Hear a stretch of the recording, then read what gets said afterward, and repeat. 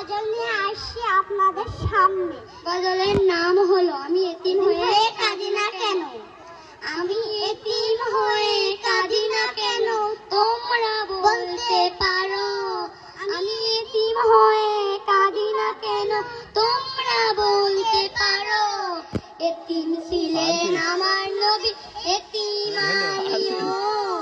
এতিম ছিলেন আমার নবী, এতিম আমিও। নেই বাবা মায় আমার, নেই যে বাড়ি ঘর।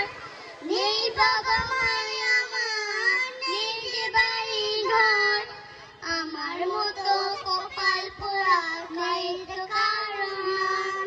তবে মনে নিয়ে সান্ত্বনা কাটাই দিলে রাত। তবে মনে নিয়ে সান্ত্বনা কাটাই দিলে রাত। এতিম ছিলেন আমার নবী, হযরত মুহাম্মদ। এতিম ছিলেন আমার নবী, হযরত মুহাম্মদ। আসসালামু আলাইকুম, ভালো থাকেন।